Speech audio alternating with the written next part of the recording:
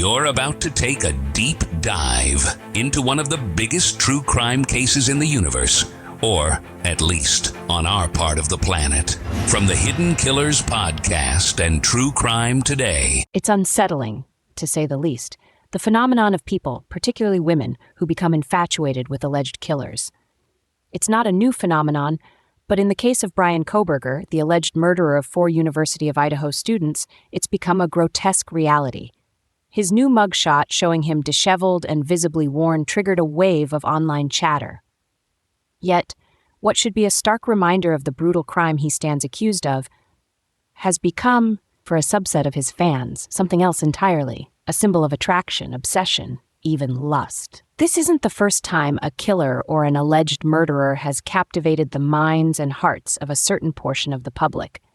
Infamous serial killers like Ted Bundy received love letters, marriage proposals, and endless adoration, even while standing trial for the heinous crimes they committed. But where does this come from? How can someone accused of such unthinkable brutality inspire love or desire? In Kohberger's case, the infatuation began almost immediately after his arrest in late 2022. Handwritten letters, colored envelopes adorned with hearts and stars, began flooding the jail where he was being held. And it's not just the letters. Social media groups sprang up, dedicated to defending his innocence or, more disturbingly, to expressing their admiration for him. Fans dissected his appearance, noting how calm and well-kept he looked in court, while others were quick to comment on his handsome features. But what lies beneath this fascination? What could compel someone to send love letters to a man accused of stabbing 4 innocent college students to death? Some argue that these fans are simply misguided individuals, desperate for connection and validation. They see Kohberger not as a violent criminal, but as a misunderstood figure, someone they believe has been wronged by the system. These people seem to fall for a narrative they've constructed, a narrative that positions the accused not as a monster, but as a victim. It's a dangerous distortion of reality. The facts of the case, the evidence presented, seem to hold little weight in comparison to the fantasy they've built around him. But then there are others who view these actions through a darker lens. Psychologists suggest that the idolization of killers, especially in a sexual way, speaks to deeper psychological issues. Some of these fans may suffer from conditions like hybristophilia, a form of paraphilia, where individuals are sexually attracted to someone who has committed an outrage or crime. This phenomenon explains why some women are drawn to notorious criminals. There's a thrill in the danger, a twisted sense of excitement in being connected to someone capable of such brutality. However, this is not just a case of fringe psychology, it's a social issue. We live in a world where notoriety is often mistaken for fame, and where infamy can sometimes translate into celebrity. Kohberger's new mugshot, published in September 2024, immediately sparked an outpouring of responses from his fans. One user wrote, "Hot, like a movie star," while another commented on his scruff, likening him to a heartthrob rather than someone awaiting trial for a quadruple murder. This kind of reaction is not new. It harkens back to the frenzy surrounding Ted Bundy, who, during his trial in the 1970s, had young women lining the courthouse steps, swooning over his charm and good looks. Bundy's case serves as an unsettling historical parallel. The women who wrote to Bundy and attended his trial with adoring eyes were mesmerized by his ability to mask the darkness inside him. For many, the idea of Bundy as a brutal killer didn't align with their perception of him as a handsome, intelligent man.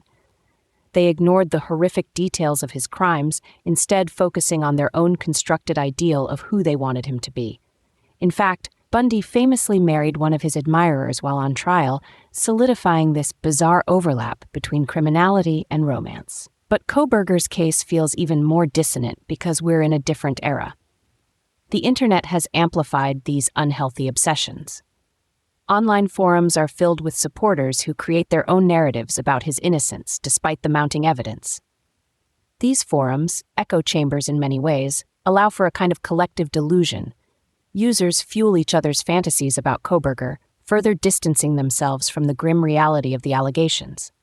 One fan, Brittany Hislop, a 36-year-old single mother, has written countless letters to Kohberger, describing him as her divine masculine counterpart and twin flame. It's clear in her case that the obsession has taken on a deeply personal meaning, as though Kohberger represents some long-sought emotional connection. Still, we must ask ourselves, why do we keep seeing this pattern? Why do people, particularly women, gravitate towards these figures? Some psychologists speculate that it's about control.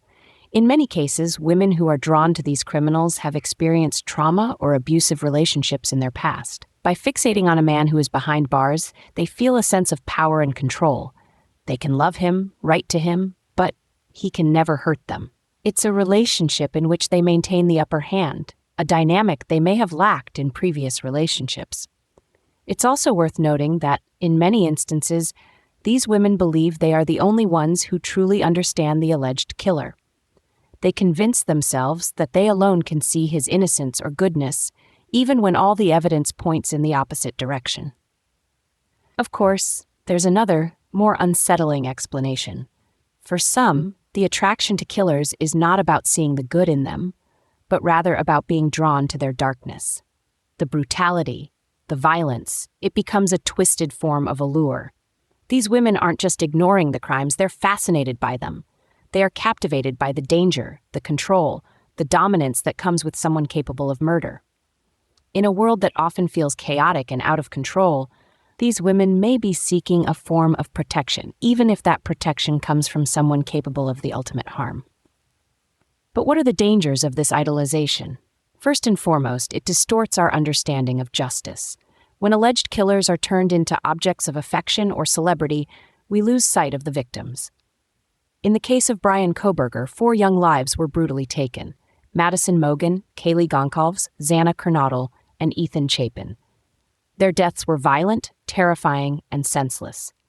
Yet, in the frenzy surrounding Kohberger's new mugshot or the letters he receives, these victims become secondary, almost forgotten. Furthermore, this obsession creates a false narrative.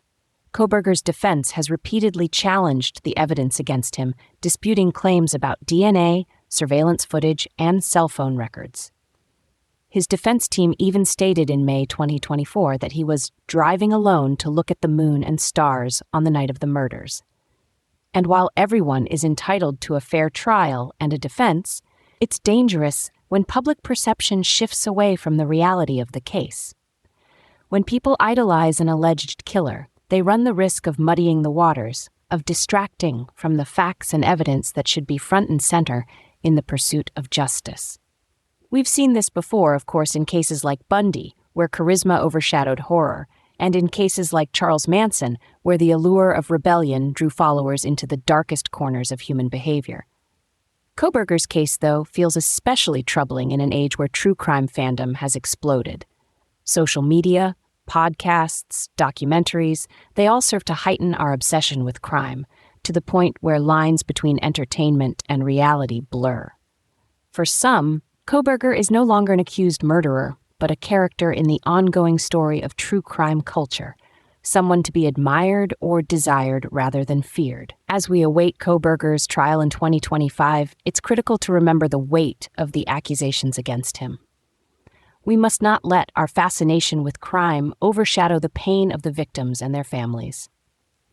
Obsession, particularly in a sexualized way, creates a warped view of justice, one that serves neither the truth nor the memory of those who were lost. The dangers of idolizing alleged killers cannot be understated. It warps our sense of morality, clouds our perception of justice, and distracts us from the brutal realities of the crimes. There's something deeply wrong when love letters are sent to a man accused of such horrific violence. It's a trend we've seen before and, disturbingly, continue to see. But as we delve deeper into cases like Kohberger's, we must remind ourselves of the human cost, the lives lost, the families shattered.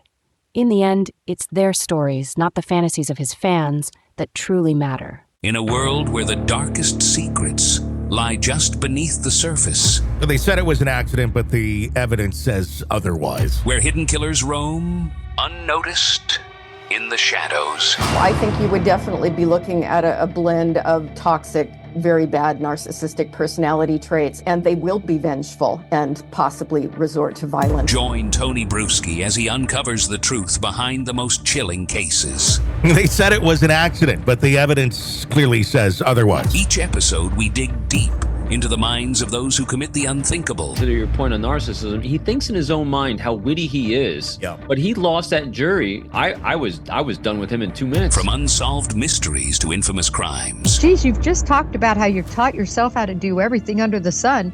I bet you did a YouTube video, how to best kill somebody with a knife. Hidden Killers with Tony Bruschi takes you where few dare to go. How does someone with such a dark secret go unnoticed for so long? With multiple new episodes every single day. We're not just telling stories, we're seeking justice. Listen now on Apple Podcasts or wherever you get your podcasts. Just search for Hidden Killers with Tony Bruschi.